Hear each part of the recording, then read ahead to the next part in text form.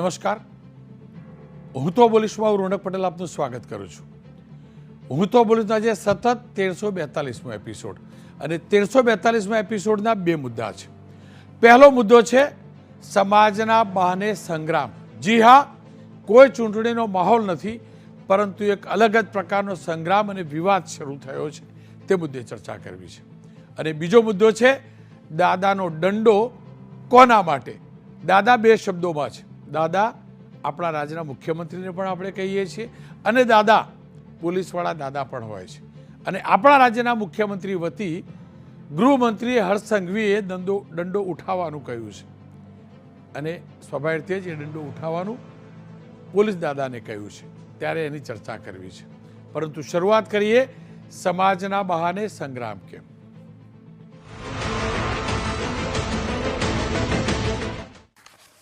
રાજ્યમાં ચૂંટણીનો કોઈ સમય નથી, કોઈ નજીકમાં ચૂંટણી આવી પણ નથી રહી.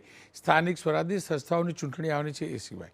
પણ આ તમામની વચ્ચે ફરી એકવાર સામાજિક સમીકરણો, સમાજોને લઈ અલગ અલગ પ્રકારના નિવેદનો શરૂ થઈ ચૂક્યા છે અને એને લઈ વિવાદો પણ થયા છે. કેમ કે મહીસાગરની અંદર કલેક્ટરનો વિરોધ થઈ રહ્યો છે. કલેક્ટરે જે આદિવાસી સમાજ માટે નિવેદન આપ્યું હતું એસસી સમાજ માટે, તેને લઈને. પણ આ તમામની વચ્ચે લાલજીભાઈ દેસાઈ, કોંગ્રેસના વરિષ્ઠ નેતા અને કોંગ્રેસ સાથે સતત જોડાયેલા હોવાની સાથે સાથે સેવાદળના પણ વરિષ્ઠ નેતા, તેમનું એક નિવેદન મહીસાગરમાં જે અપાયું છે તેને લઈ આજે વિવાદ થયો છે. મહીસાગરની અંદર તેમને શું કહ્યું અને તેમના જ પક્ષમાંથી કેવી પ્રતિક્રિયા આવી એ જોઈ લઈએ. અલા એક વખત પેલા ભાજપની કઠપૂતળી ધારાસભ્યોને પૂછો તો ખરા કે તમે આ બધા એસસી એસટી ઓબીસી વાળા આટલા ધારાસભ્યો ભાજપમાંથી ચૂંટાઈ જે આવ્યા છો, તમને એકે હારું ખાધું કેમ નથી આપતા? એ કોળી સમાજનો હોય તો કે એને મચ્છમારી આપી દો એટલે જણ માછલા કાઢવાના આપણે. એ આદિવાસી હોય તો કે એને આદિજાતિ આપી દો અને દલિત હોય તો કે સમાજ કલ્યાણ આપી દો અને મહેસૂલ તો કે અમારી પાસે અને નાણાં તો કે અમારી પાસે, રેવન્યુ તો કે અમારી પાસે, પેટ્રોકેમિકલ તો અમારી પાસે, માઇનિંગ તો કે અમારી પાસે. ગુજરાતના 87% પોલિટિકલ મિનિસ્ટરના પોર્ટફોલિયો બીજેપી બ્રાહ્મણ જૈન પટેલ પાસે છે. આ લોકો અનામતની વાત કરે કે તમે ડોક્ટર એમને બની જાઓ છો, તમે વકીલ એમને બની જાઓ છો. અમારે તમારી અનામત નથી જોતી. તમને 20% અનામત અલગ આપી દે, અમારું 80% અમને આપી દો. ગુજરાતમાં જ્યાં દલિતો છે, જ્યાં ઓબીસી છે, જે લઘુમતી છે, આ બધાએ ભેગા થઈને લડાઈ લડવાની જરૂર છે. ખેર, જ્ઞાતિવાદ હરમેશ રાજનૈતિક મુદ્દો રહ્યો છે. ટિકિટની ફાળવણીમાં પણ રહ્યો છે અને નિવેદનોમાં પણ રહ્યો છે. અને એટલે લાગ્યું કે એકવાર પ્રમાણિક ચર્ચા થવી જોઈએ. કોઈ પણ પ્રકારના દ્વેષ ભાવ સિવાય ખુલ્લા મતથી ચર્ચા થવી જોઈએ. દિનેશભાઈ બામણીયા પાટીદાર અગ્રણી છે, તેમને પણ આજે ટ્વીટ કરી આ નિવેદનનો વિરોધ કર્યો છે. જયરાજસિંહ પરમાર ભારતીય જનતા પક્ષના નેતા છે, તેમની સાથે મેં વાત કરી છે. મનહરભાઈ કોંગ્રેસના નેતા પણ છે, પાટીદાર અગ્રણી પણ છે, તેમની સાથે પણ લાઈવ વાત કરીશું. લાલજીભાઈ દેસાઈ ચેરમેન છે ઓલ ઇન્ડિયા કોંગ્રેસ સેવાદળના. અને શરૂઆત દિનેશભાઈથી જ કરીએ. દિનેશભાઈ, આ નિવેદન આવ્યું તેના ઉપર આપણે ટ્વીટ કર્યું, શું માફ કરજો એક્સ પોસ્ટ કરી, શું કારણ રહ્યું? રોનકભાઈ, લાલજીભાઈએ એક વાત એવી કરી કે 80% અમને આપી દો અને 20% આ લોકોને આપી દો. એટલે એ લઈને વાતને મારો વિરોધ છે કે શું હજુ પણ રિઝર્વેશન, અનામત, જાતિવાદ, જનગણના, પાર્ટી, પક્ષ, સંગઠનને લઈને સમાજમાં કેટલી હદે વિખવાદ કરાવવાના પ્રયત્નો એક જાહેર મંચ ઉપરથી થઈ રહ્યા છે. મારું કહેવાનું એવું છે કે ગુજરાતમાં નહીં, સમગ્ર ભારતમાં જાતિવાદની રાજનીતિ થાય એનો વાંધો નથી, જાતિવાદ ઉપર રાજકારણ પોતપોતાના પક્ષો લડે એનો વાંધો નથી, પણ અમને આટલું આપી દો ને આ લોકોને બહાર કાઢી નાખો. તો કોંગ્રેસે એવું નિવેદન કેમ ના કર્યું અત્યાર સુધીમાં કે ભાઈ અમને 100% લોકોની વસ્તી ગણતરી કરો અને સાથે જાતિ આધારિત રિઝર્વેશનની વાત કરો, યા તો દરેક સમાજ માટે. વારંવાર કોંગ્રેસ તરફથી, હું ફરીથી કહું છું કે વારંવાર કોંગ્રેસના લીડરો તરફથી અને કોંગ્રેસ તરફથી એવા સ્ટેટમેન્ટો આપવામાં આવે છે કે ભાઈ સવર્ણ સમાજ એટલે ગુજરાતમાં આટલી વસ્તી ધરાવે છે, એને આટલું બજેટ કેમ, અમને આટલું બજેટ કેમ નહીં. હજુ પણ તમે તમારે જે કઈ વસ્તુ માંગવો હોય માંગવાનો અધિકાર છે, પરંતુ તમે કોઈનો વિરોધ શું કામ? બીજી વાત કે જો સવર્ણ સમાજની વાત હોય તો તમારે સવર્ણ સમાજને પણ સાથે લઈને ચાલવું જોઈએ. એટલે કોંગ્રેસે આ વસ્તુ વિચારવાની છે કે શું ગુજરાતમાં કોંગ્રેસને સવર્ણ સમાજની જરૂરિયાત નથી? એસટી એસસી ઓબીસી સાથે સમાજ દરેક સમાજ જી. કામ કરે છે. આજે પાટીદારો હોય, બ્રાહ્મણ હોય, દરેક ધાર્મિક, સામાજિક, એજ્યુકેશન થી લઈને રાજકીય રીતે દરેક જગ્યાએ વોટ બેંક થતી ચાલતું જ હોય છે. તો એમાં દર વખતે આવા નિવેદનો શું કામ? અને કોંગ્રેસ આના ઉપર લગામ કેમ નથી લગાવતી એનું કારણ જી. પણ કોંગ્રેસે જણાવવું જોઈએ. કારણ કે કોંગ્રેસના પ્લેટફોર્મ ઉપરથી દરેક વખતે વાત થાય છે. આજે મારા મિત્રો પણ કોંગ્રેસમાં છે, મારા મિત્રો પણ ભાજપમાં છે. પાટીદાર સમાજ હોય કે દરેક સમાજના લોકો રાજનીતિમાં પોતાની વિચારધારા સાથે કરતા હોય છે, પરંતુ સવર્ણ સમાજને શું કામ ટાર્ગેટ કરવામાં આવે છે એનો જવાબ મેં આજે કોંગ્રેસ પાસેથી લાલજીભાઈના નિવેદનને લીધે માંગ્યો છે. દિનેશભાઈ, આપનો ખૂબ ખૂબ આભાર. ખેર, મેં જયરાજસિંહ સાથે પણ વાત કરી છે અને જયરાજસિંહ કોંગ્રેસમાંથી જ ભાજપમાં પહોંચેલા નેતા છે. જયરાજસિંહ સામાજિક કાર્યક્રમમાં જણાવતા એટલે મેં રેકોર્ડિંગ કર્યું છે, એ સાંભળી લઈએ. જયરાજસિંહભાઈ, લાલજીભાઈ દેસાઈનું આ જે નિવેદન આવ્યું છે તેને આપ કેવી રીતે મૂલવો છો? સાથે જ જે પ્રતિક્રિયા આવી છે દિનેશભાઈ બામણિયાની આવી હોય કે પછી મનહરભાઈની, આખા આ ઘટનાક્રમ અને આ નિવેદનને ભારતીય જનતા પક્ષના નેતા તરીકે, પ્રવક્તા તરીકે આપ કેવી રીતે મૂલવો છો? રોનકભાઈ, કોંગ્રેસ બે મોઢાની વાતો કરે છે. પહેલાં તો શક્તિસિંહ ગોહિલ છે એ ખૂંચે છે. પોતાની અંદર પક્ષમાં પણ પોતાનું કદ મોટું કરવા માટે હરીફાઈ ચાલે છે. એટલે એ હરીફાઈમાં પક્ષની જે મર્યાદાઓ, જે લક્ષ્મણરેખાઓ છે એ પણ ઓળંગી જાય છે. અને ઓળંગ્યા પછી પોતાનો કદ વધારવા માટે લાલજીભાઈ છે, એમનો ભૂતકાળ જોઈ લો. હું વ્યક્તિગત લાલજીભાઈ મારા પરમ મિત્ર છે, વ્યક્તિગત કોઈ આક્ષેપ નથી, મને માન છે. પણ જો વિચારધારાની વાત કરતા હોય તો ટૂંકી વિચારધારા કરવાની, ફક્ત ને ફક્ત કેટલાક જાતિ, કેટલાક ધર્મને ઉશ્કેરવાની વાત કરવાની અને પછી ભાજપને અંદર લાવવાનું. પહેલાં તો લાલજીભાઈને કહું કે તમે તમારી વાત સુધારો. આ રાજ્યમાં, ગુજરાત રાજ્યમાં 27 અનામત બેઠકો આદિવાસી જાતિ માટે, શિડ્યુલ ટ્રાઇબલ માટે, શિડ્યુલ ટ્રાઇબ એટલે ટ્રાઇબલ સીટો છે 27. 27માંથી 23 સીટ ઉપર ભારતીય જનતા પાર્ટી જીતી છે. 23 સીટ ઉપર 4 જ સીટ એમની પાસે છે, કોંગ્રેસ પાસે. આગળ રાજ્યમાં 182માંથી 13 અનામત બેઠકો છે અનુસૂચિત જાતિ, દલિત સમાજ માટેની.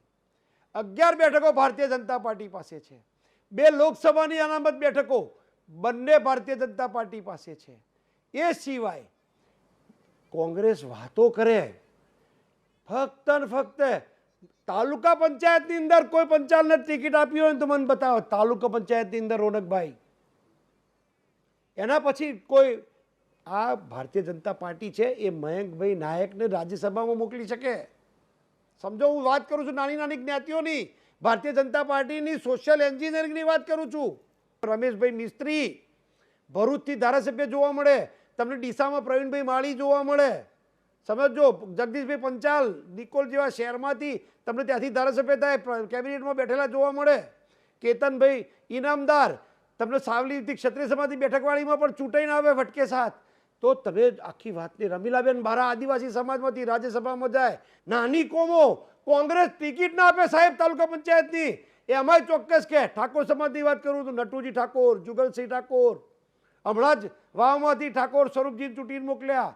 તમામ જ્ઞાતિ, તમામ કોમ, તમામ લોકોને સાથે રાખી ભારતીય જનતા પાર્ટી ચાલે છે. એટલે મેં આ વાત કરી. પણ આવા લાલજીભાઈઓ જ્યાં સુધી, વ્યક્તિગત નહીં પણ આવા લાલજીભાઈ એટલે લાલજીભાઈ નહીં, આવા લાલજીભાઈઓ જ્યાં સુધી કોંગ્રેસમાં છે ત્યાં સુધી 30 વર્ષ નહીં, આગામી 300 વર્ષ સુધી નહીં આવે. કારણ કે એક ફક્ત પોતાની જ્ઞાતિ, મારી જ્ઞાતિ, મારી જ્ઞાતિ, મારી જ્ઞાતિની વાત કરવાવાળા. આ પાટીદાર આંદોલન વખતે આ એ જ કોંગ્રેસ છે, એક બાજુ પાટીદાર આંદોલનને ટેકો આપતી હતી, સપોર્ટ કરતી હતી, બીજી બાજુ ઓબીસી આંદોલનને ટેકો આપે. સમજો તો ખરા, બે મોઢાની વાત. 2 આંદોલન ચાલે છે પેરેલલ. એક કોંગ્રેસનું ચાલે, હાર્દિક પટેલ, બીજી બાજુ અલ્પેશ ઠાકોર, 2 નેતાઓનું આંદોલન ચાલે, ત્રીજી બાજુ જિગ્નેશ મેવાણી ચાલે. 3 નહીં કોંગ્રેસ કરે. પારકા ભાણે જ જમવાવાળી આ કોંગ્રેસ ટેવાયેલી છે. રોનકભાઈ આ પારકા ભાણે જમવાવાળી ટેવાયેલી છે. જયરાજસિંહજી, લાલજીભાઈનો સ્પષ્ટ આરોપ છે કે ભાજપની અંદર એસસી, એસટી અને ઓબીસી સમાજના ધારાસભ્યોને કોઈ ગંભીરતાથી નથી લેતું. તેમને તો ત્યાં સુધી આરોપ લગાવી દીધો છે કે મંત્રીમંડળમાં પણ મહત્વનું સ્થાન નથી આપવામાં આવતું. જે ઓબીસી, એસસી એસટી સમાજના જે ધારાસભ્યોને ખાતા આપો છો ને તે પણ મહત્વની જવાબદારીવાળા ખાતા મંત્રીમંડળમાં ફાળવવામાં નથી આવતા. મને કહો કુબેરભાઈ ડિંડોર કોણ છે? મુળુભાઈ બેરા કોણ છે? ઓબીસી સમાજનો મોટો ચહેરો મુળુભાઈ બેરા નથી? આહિર સમાજના ભાનુબેન નથી? ભાનુબેન બાબરિયા કોણ છે? મને કુંવરજી બાવળિયા કોણ છે? કુંવરજી બાવળિયા કેવડો મોટો ઓબીસીનો ચહેરો, સૌરાષ્ટ્રના કોળી સમાજનું મોટું પ્રતિનિધિત્વ, મુળુભાઈ બેરા આહિર સમાજનું પ્રતિનિધિત્વ, ભાનુબેન દલિત સમાજનું પ્રતિનિધિત્વ, કેબિનેટમાં નથી બેઠા. કુબેરભાઈ ડિંડોર શિક્ષણ ખાતું, કુબેરભાઈ ડિંડોર આદિવાસી સમાજના નથી? મને વાત તો સમજાવો. નહીં, એમનું કહેવું એમ છે મંત્રી બનાવ્યા પણ પેટ્રોકેમિકલ્સ હોય, નાણાં મંત્રાલય હોય, માઇનિંગ હોય, મહેસૂલ હોય, આવા બધા ખાતા મંત્રીમંડળના એટલે કે કેબિનેટના ખાતા બધા સવર્ણ સમાજના ધારાસભ્યોને જ આપવામાં આવે છે. ઓબીસી સમાજ, એસટી એસસી સમાજના ધારાસભ્યોને નથી ફાળવતા. ના, હું બહુ સ્પષ્ટતા સાથે કહું, પાણી પુરવઠા ખાતું નાનું ના કહેવાય. કુંવરજીભાઈ પાસે ખાતું છે ને પાણી પુરવઠા સૌથી મોટું ખાતું છે. અને ખાતું મોટું નાનું એ કોંગ્રેસને તો મલાઈની દ્રષ્ટિએ પાછા એ તો તાજવેથી મલાઈની રીતે કોંગ્રેસ તો તોડવા ટેવાયેલી છે. એ રીતે નહીં, તમારા સર્વિસ સેક્ટરમાં સેવાના યુનિટમાં કોણ છે એ જોવાય. રોનકભાઈ, પાણી પુરવઠા કેવડું મોટું ખાતું છે એમની પાસે છે. મુળુભાઈ પાસે વન મંત્રી કેવડું મોટું ખાતું છે, તમે સમજો. જયરાજસિંહજી, આપ તો લાંબો સમય કોંગ્રેસમાં રહ્યા છો અને એટલે જ તમે જાણતા પણ હશો. જ્યારે પણ આ પ્રકારના નિવેદન આવે છે ત્યારે કોંગ્રેસમાં રહેલા સવર્ણ સમાજના નેતાઓની હાલત શું થતી હોય છે, તેમનું સ્ટેન્ડ શું હોય છે? પણ કોંગ્રેસમાં મનહરભાઈઓ છે ને, કોંગ્રેસમાં મનહરભાઈઓ બેઠા છે ને, વટકે સાથ બોલવાવાળા છે ને. અમે કેમ નીકળ્યા હતા? આવા લોકોના ત્રાસથી જ નીકળીને જ ભાઈ. આવા કોંગ્રેસ પારકા ભાણે જમવા ટેવાયેલી છે. કોંગ્રેસ ટૂંકી રાજનીતિ એમને એ ઉત્તર પ્રદેશની અંદર દુકાનના પાટિયા ઉપર નામ નહીં લખવાની કોંગ્રેસ વાત કરે કે પાટિયા ઉપર નામ નહીં લખવાનું, એનો વિરોધ કરે કે બંધારણ ના પાડે છે. અને બીજી બાજુ જાતિવાદ કરવાની વાત કરે. ફક્ત રાજનીતિમાં મત લેવા માટે ટૂંકી રાજનીતિ કરી, વોટ બેંક ઊભી કરવા માટે, એ વોટ બેંક ઊભી કરવા માટે ક્યારેક લઘુમતીઓને ઉશ્કેરવાની, ક્યારેક ઓબીસીની વાત કરવાની, ક્યારેક દલિત સમાજની વાત કરવાની, ક્યારેક આદિવાસીની વાત કરવાની. અને કોંગ્રેસ એવા નેતાઓના આશરે છે, એવા 4-5 જણના આશરે છે કોંગ્રેસ કે જેને આખી કોંગ્રેસને બાનમાં લીધી છે. શક્તિસિંહ ગોહિલ જેવા માણસને તો સાઇડલાઇન કરીને કબજો લઈ લેવા માટે પ્રયત્નો ચાલે છે. મારે એમની રાજનીતિમાં પડવું નથી, પણ હું ત્યાંથી રોનકભાઈ આવ્યો છું. એમની રાજનીતિની ખબર છે, એમની કુંડળી આખી ખબર છે મને, ક્યાં રાહુલ ક્યાં કેતુ છે, એટલે આ વાત કરું છું. અને એ આવા લોકોએ જ ખતમ કરી છે. નાની કોમને રાજ્યસભા ધારાસભામાં જાય. કોંગ્રેસ તો તાલુકા પંચાયત, જિલ્લા પંચાયતની ટિકિટે ના આપે રોનકભાઈ. એટલે આખા ગુજરાતની જનતા આપના માધ્યમથી જો સાંભળતી હોય ને તો આ સાંભળે અને આવા જાતિવાદી લોકોને દૂર કરે. અને ત્યાં મનહરભાઈ જે વાત કરી એ મનહરભાઈએ પણ સાચી વાત કરી છે કે બાકીના લોકો પર કોંગ્રેસની અંદર જે સવર્ણો બેઠા એમનું શું થાય. એટલે આવી કોઈ પણ ભાજપ હોય કે કોંગ્રેસ હોય જાતિવાદને માનતી નથી. ભારતીય જનતા પાર્ટી એ તમામ લોકોની સાથે છે. તમામ જ્ઞાતિ, તમામ ઉંમર, તમામ ધર્મ, તમામ પ્રાંત, તમામ લિંગ, તમામને સાથે રાખીને ચાલવાવાળી પાર્ટી છે. મારી સાથે ખુદ લાલજીભાઈ પણ જોડાયા છે, મનહરભાઈ પણ જોડાયા છે. પણ હું સ્પષ્ટતા કરી દઉં, મારા ગુજરાતનો આદિવાસી આજે પણ તમામ રીતે પછાત રાખવામાં આવ્યો છે. 60માં મારા ગુજરાતની સ્થાપના થઈ ત્યારથી આજ સુધી જેટલું ભાજપે શાસન કર્યું એના કરતાં પણ થોડું ઘણું વધુ કોંગ્રેસે કર્યું છે. હું આદિવાસી વિસ્તારમાં ફર્યો છું, ક્યારે કોંગ્રેસે પણ આદિવાસીની ચિંતા નથી કરી, ક્યારે ભાજપે પણ નથી કરી. ક્યારે એસસી સમાજની ચિંતા કોંગ્રેસે પણ નથી કરી, ક્યારે ભાજપે નથી કરી. રાજનીતિની વાત કરી દઉં કોંગ્રેસ પૂરતી, તો કોંગ્રેસના શાસનની અંદર અત્યાર સુધીમાં જેટલા મુખ્યમંત્રી બન્યા એમાંથી એક અમરસિંહભાઈ ચૌધરી આદિવાસી મુખ્યમંત્રી અને માધવસિંહભાઈ ઓબીસી સમાજનો ચહેરો, આ બંને સિવાય ક્યારે કોંગ્રેસે એસસી સમાજમાંથી કોઈને પણ મુખ્યમંત્રી નથી બનાવ્યા. અમરસિંહભાઈને ત્યારે બનાવવા પડેલા જ્યારે માધવસિંહભાઈને હટાવી ટર્મની વચ્ચે એક એવા વ્યક્તિત્વની જરૂર હતી જે સર્વમાન્ય હોય. કોંગ્રેસના શાસનમાં જીવરાજભાઈ મહેતા, બળવંતરાય મહેતા, હિતેન્દ્ર દેસાઈ, ઘનશ્યામભાઈ ઓઝા, ચિમનભાઈ પટેલ, છબીલદાસ મહેતા, આ તમામ સવર્ણ સમાજના મુખ્યમંત્રી હતા. અને કોંગ્રેસ સાથે મળેલી જ્યારે સરકારો હતી એમાં ચિમનભાઈ પટેલ, શંકરસિંહ વાઘેલા, દિલીપ પરીખ આ ત્રણ પણ સવર્ણ સમાજમાંથી હતા. અને મારો સવાલ એટલે જ છે મંત્રીઓ બનાવવામાં તમને રસ છે કોંગ્રેસ કે ભાજપને, કે પછી મારા એ સમાજને નું ઉત્થાન કરવામાં રસ છે? લાલજીભાઈ માફ કરજો, હું કોંગ્રેસ કે ભાજપની વાત ન કરી શકું, જર્નાલિસ્ટ છું, કોઈ જ્ઞાતિની વાત ન કરી શકું, પણ હું ડંકાની ચોટ ઉપર કહું છું, તમારા પક્ષના શાસનમાં પણ ઉમરગાંવથી લઈ અંબાજી સુધીના આદિવાસી પટ્ટા પર અમરસિંહ કાકાના શાસન સિવાય હું જવાબદારી સાથે આ શબ્દનો ઉપયોગ કરું છું, કારણ કે મને ખબર છે વખતે અમરસિંહ કાકા કેટલું શિક્ષણનું સ્તર સુધાર્યું છે, આદિવાસી વિસ્તારના લોકોના ઉત્થાન કર્યા છે. ક્યારે આદિવાસીને મેઇન સ્ટ્રીમમાં લાવ્યા નથી. જો લાવ્યા હોય ને લાલજીભાઈ તો આપણી આ સ્થિતિ ના હોય, આ હકીકત છે. ખેર સવાલ એ છે કે શેના માટે આ પ્રકારની રાજનીતિ 80% ને 20% વાળી? સાહેબ શેના માટે? તમને મંત્રીઓ ઓછા છે એની ચિંતા ને પેલું છે, કે પછી આદિવાસી, SC ST OBC એનો ઉત્થાન નથી થયો એની ચિંતા છે?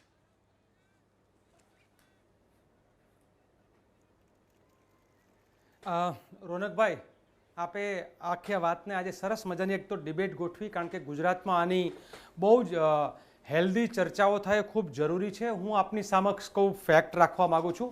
એક તો ગઈકાલના મંચ ઉપર મેં કોઈ સમાજનો વિરોધ નથી કર્યો. મેં બહુ સ્પષ્ટ રીતે ભારતીય જનતા પાર્ટી એ એક આખી મનુવાદી વિચારધારા અને મનુવાદી માનસિકતા સાથે SC ST OBC જે છે એનો સંપૂર્ણ રીતે જે છે એ લોકો સાઇડલાઇન કરી રહ્યા છે. લઘુમતીનું તો ગુજરાતમાં ભારતીય જનતા પાર્ટીના શાસનમાં કોઈ સ્થાન જ નથી, એટલે એની તો ચર્ચા નથી કરતા. મેં ગુજરાતના પોલિટિકલ પોર્ટફોલિયો જે 76 છે એ 76 પોલિટિકલ પોર્ટફોલિયોમાંથી 66 પોલિટિકલ પોર્ટફોલિયો જે છે ચોક્કસ સમાજ પાસે એ ભારતીય જનતા પાર્ટીની માનસિકતામાં જાય છે, જ્યારે બાકીના 10 જ પોર્ટફોલિયો જે છે SC ST અને OBC અને એમાં કયા પ્રકારના ખાતા શું આપે વિગતે વાત કરી છે. આ અભ્યાસનો વિષય છે, આપ જેવા પત્રકાર આનો વધારે અભ્યાસ કરશે. મારે એ સિવાય ગુજરાતમાં 50 યુનિવર્સિટી બની છે, પ્રાઇવેટ, ડેમ્ડ, સ્ટેટ અને સરકારી. આ 50 યુનિવર્સિટીમાં એકમાત્ર વાઇસ ચાન્સેલર જે છે એ આદિવાસી છે, એ છે બિરસા મુંડા યુનિવર્સિટી, જે ભાડાના મકાનમાં ચાલે છે, નથી એનો મકાન બનતા કે નથી કશું થતું. આવું આંબેડકર યુનિવર્સિટી છે તો ત્યાં કોણ આજે છે? એટલે સમગ્ર ગુજરાતની વાઇસ ચાન્સેલરના આંકડાઓ તમે જોશો તો સ્પષ્ટ થશે. એટલે શિક્ષણની વાત હોય, ગુજરાતની સરકારી હોસ્પિટલોનું, સરકારી સિવિલ હોસ્પિટલોનું ટ્રસ્ટીકરણ અને પ્રાઇવેટાઇઝેશનકરણ થઈ રહ્યું છે. આ બધામાંથી કોઈ જગ્યાએ SC ST અને OBCના સમુદાયો પાસે હોસ્પિટલ ગઈ હોય એવો એક પણ આંકડો નથી. એટલે ગુજરાતની રાજનીતિમાં નિર્ણયની પ્રક્રિયામાં SC ST અને OBCને સંપૂર્ણ બાદબાકી કરવામાં આવી છે, એનો વાંધો છે. બીજી બાજુ માધવસિંહભાઈ જ્યારે મુખ્યમંત્રી હતા ત્યારે મને મારી પાર્ટી માટે અને વિચારધારા માટે માન છે કે ત્યારે કેબિનેટ મિનિસ્ટર પટેલ પણ હતા, બ્રાહ્મણ પણ હતા, વાણિયા પણ હતા, પણ દલિત પણ હતા, દરબાર પણ હતા, આદિવાસી પણ હતા અને OBC પણ હતા. એટલે જ્યારે કોંગ્રેસનું એક મંત્રીમંડળ હોય એ વખતે સમગ્ર ગુજરાતનું પ્રતિનિધિત્વ, એમાં લઘુમતી પણ હોય. અમરસિંહભાઈ ચૌધરી મુખ્યમંત્રી હતા ત્યારે પણ તમે જુઓ તો સર્વ સમાજનું મંત્રીમંડળ બનેલું હોય. ભારતીય જનતા પાર્ટીના છેલ્લા 30 વર્ષના આલે કે 3 દાયકાના મંત્રીમંડળનું પૃથ્થકરણ કરવામાં આવે તો ખબર પડે કે SC ST અને OBC ને માત્ર જે છે એમના દરવાજા, સત્તાના દરવાજા ખોલવા માટે ઊંટિયા બનાવવામાં આવે છે. હું પોતે મારા પરિવારમાં વિવિધ સમુદાયના, વિવિધ જાતિઓના, કારણ કે હું જાતિથી પર મારી જાતને પણ ગણું છું, કારણ કે તમે આજે વાત જાતિવાદની કરી, મોટા માનવ તરીકે નહીં, આપે વાત જે કરી જાતિવાદની કરી, 80% 20% વાળી પણ કરી. જો હું ફરીથી કહું છું મોટાભાઈ, હું મોટાભાઈ કહું છું, તમે વાત 80 ને 20% વાળી લાવો. રોનકભાઈ 80-20 ના બિલકુલ 80-20 વાળી વાત. એક બાજુ આ ભારતની અંદર ઉત્તર પ્રદેશના મુખ્યમંત્રી ધર્મના નામે 80-20 કરીને ભાગલા પાડવાની વાત કરે છે, ત્યારે મેં શું કહ્યું છે કે ચપરાસી કા રાષ્ટ્રપતિ કા બેટા हो या चपरासी की संतान सबको शिक्षा एक समान. હું તો એવું માનું છું કે 80-20 ની જરૂર નથી. 100% લોકો માટે 100% વ્યવસ્થા થાય. નહીં, તો પછી શું બધાને કરો તમે સમાન કહ્યું, મોટા શિક્ષણના ભાઈ? અવસર મળે. નહીં, તમે શું સમાન કહ્યું રોજગારના કે અવસર 80% મળે. અમને આપી તો દો. બધું જ સમાન મળતું હોય. નહીં, મોટા ભાઈ, તો એક મિનિટ, તમે એક એવું મિનિટ. કહ્યું કે 80% અમને હા, આપી દો. કેમ કેવું અમને પડ્યું? શેના માટે? રોનકભાઈ, આપણે આ- ગુજરાતી છે, ભારતીય છીએ આ ને. બહુ દુઃખ સાથે કહેવું પડ્યું છે. નહીં, દુઃખ સાથે કહેવું પડ્યું. શું કામ કહેવું પડ્યું તમને કહું. રોજ ટોણા સાંભળીએ છીએ કે તમારા અનામતવાળા ડોક્ટર બને છે ને એટલે દર્દીઓ મરે છે. રોજ આદિવાસી અને દલિતો વિશેના જે ટોણા સાંભળીએ છીએ ને એમાં એમ કે છે કે તમારો 70 ને 75 ને 85% વાળો ડોક્ટર બની જાય છે એના કારણે. તો પછી મેનેજમેન્ટ કોટામાં 50% વાળો પૈસાવાળો વ્યક્તિ એ દરેક કોઈ પણ સમાજનો હોય, કોઈ પણ સવર્ણ હોય, દલિત હોય, કોઈ પણ સમાજ હોય, એ 50% વાળો પૈસાની જોરે મેડિકલ કોલેજમાં એડમિશન મળે તો એનાથી મેરિટ નીચું નથી જતું.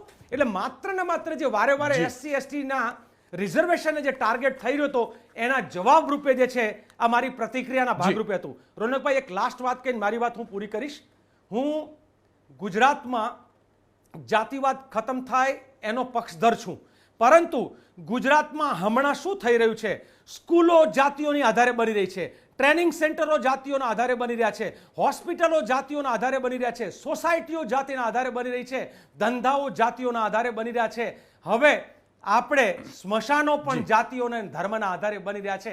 માટે આને ખતમ કરવું હોય તો જે સામાન્ય કૂચડાયેલો દબાયેલો વર્ગ છે, પહેલાના આપણા સવર્ણ કહેવાતા સવર્ણ નેતાઓ, કારણ કે ગાંધીજી હોય કે સરદાર પટેલ હોય, એણે તો જાતિવાદ ખતમ. એ વખતના વણિક હોય, બ્રાહ્મણ હોય કે પાટીદાર હોય કે ક્ષત્રિય હોય, બધા જ નેતાઓ આઝાદીના વખતમાં જાતિવાદ, આભડછેટ, છૂત અછૂત આને ખતમ કરવા માટે જે આખી મહેનત કરી હતી એ મહેનત ઉપર છેલ્લા 3 દાયકામાં ગુજરાતમાં પાણી ફરી વળ્યું છે અને ફરી વખત ચૂંટણીઓ જાતિવાદી બની ગઈ છે અને આપણી બધાની માનસિકતા ત્યાં જાતિવાદ. આ એને ચેલેન્જ કરવા માટેનો એક પ્રયોગ છે કે ભાઈ સોસાયટીઓમાં સાથે રહી શકશું આપણે, ચાલો સોસાયટીઓમાં બધા સાથે રહીએ, ભૂલી જઈએ જાતિઓ. લાલજીભાઈ, જો હું તમને કહું, માધવસિંહ કાકાની 13મી સરકાર, આપ જે મંત્રીમંડળ ગણાવતા હતા ને, સનત કુમાર મહેતા નાણાં મંત્રાલય એમની જોડે હતું, શ્રમ રોજગાર એમની જોડે હતું, નશાબંધી અખબારી એમની જોડે હતું, પ્રબોધભાઈ રાવળ બ્રાહ્મણ હતા. હું તો ફરીથી કહું, એટલે કહું છું કે આ મુદ્દો છે, બાકી એ મારા ગુજરાતના નેતા હતા. એમની પાસે ગૃહ હતું, શિક્ષણ હતું, બરાબર. પછી કહું ના, ત્રંબકલાલ મોહનલાલ દવે પંચાયત મંત્રી હતા, નગરપાલિકાના મંત્રી હતા, નટવરલાલ શાહ અધ્યક્ષ હતા, બરાબર. આ પ્રકારે અનેક નેતાઓ હતા, કોઈ ગણતું નહોતું. હું ફરીથી કહું છું, મને તો દર્દ એ વાતનું થયું, અને હું ફરીથી કહું, તમારા સિવાય કોઈ સાંભળો મોટાભાઈ, એક સેકન્ડ રોકો. તમારા સિવાય કોઈ પણ નેતા બોલતે ને તો દર્દ ના થાય. સાંભળજો, કહું છું, તમારા સિવાય કોઈ પણ નેતા બોલે તો દર્દ ના થાય. હું ફરીથી કહું છું, એટલે કહું છું, અને હું ચર્ચા માત્ર એટલે ગોઠવી છે કે તમારા જેવો નેતા 80% અને 20%ની વાત કરે સાહેબ, અહીંયા દર્દ થાય.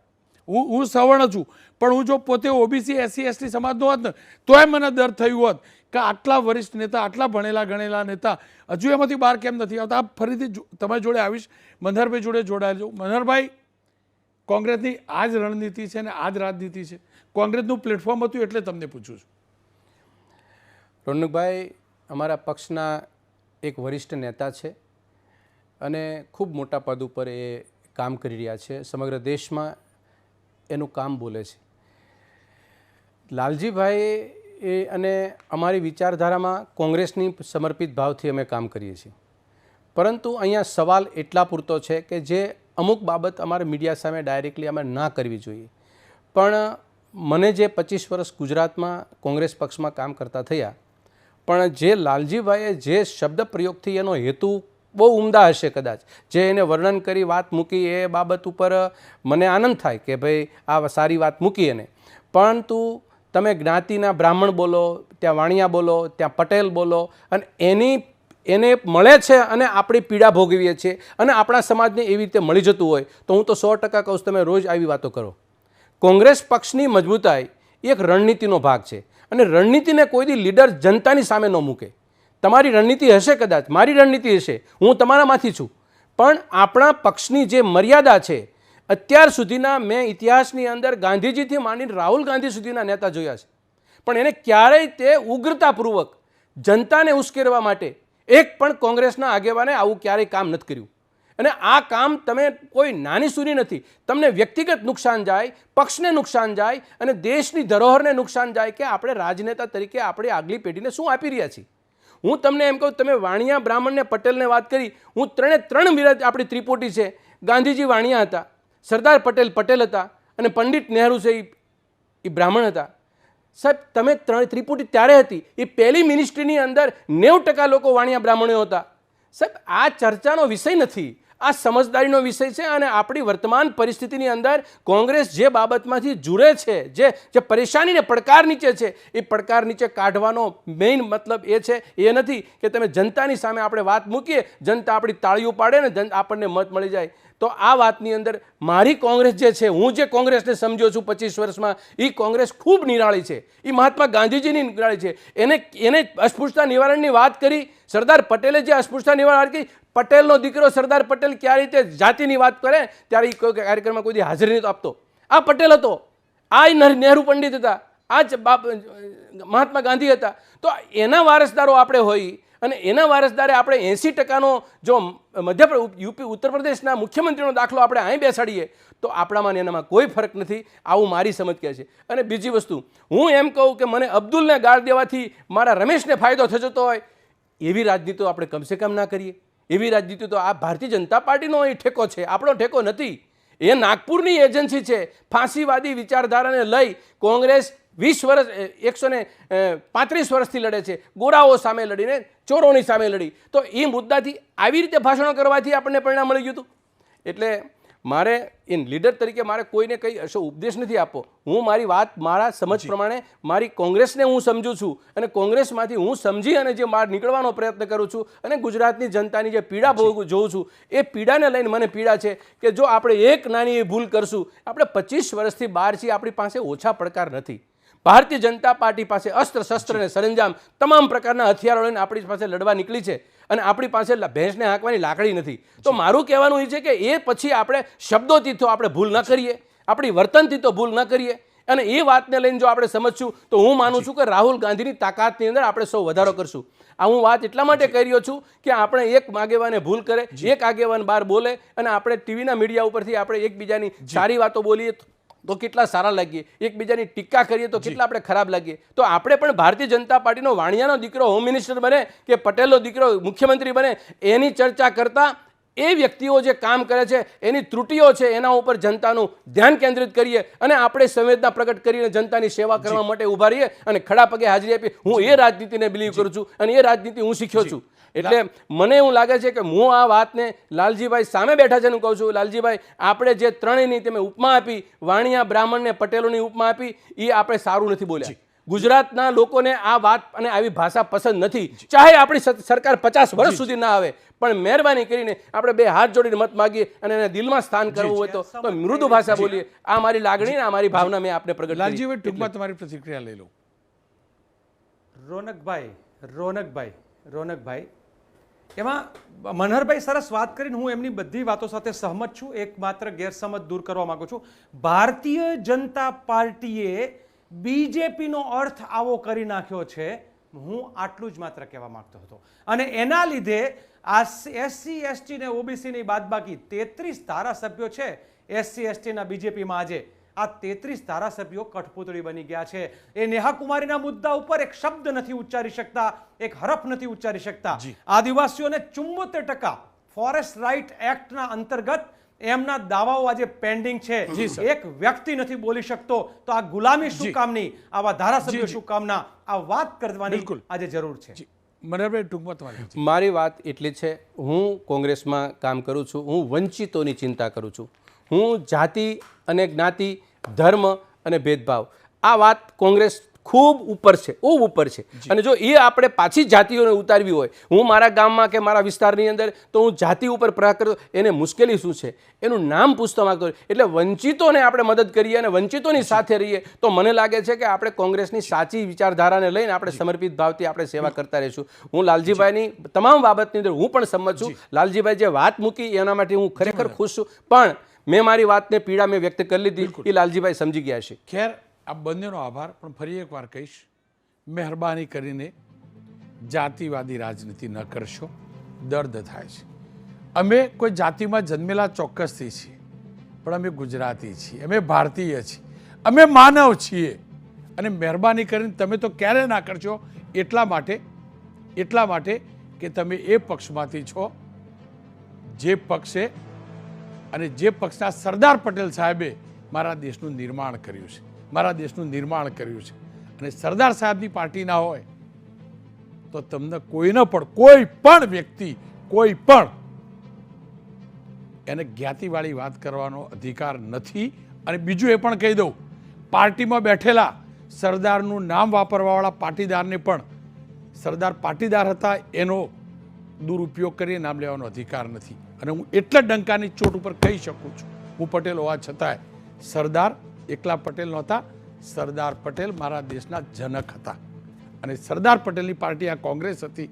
અને મહેરબાની કરીને એક પણ કોંગ્રેસી મારા દેશને કોઈ રીતે વહેંચવાનો પ્રયાસ ના કરશો જ્ઞાતિની અંદર.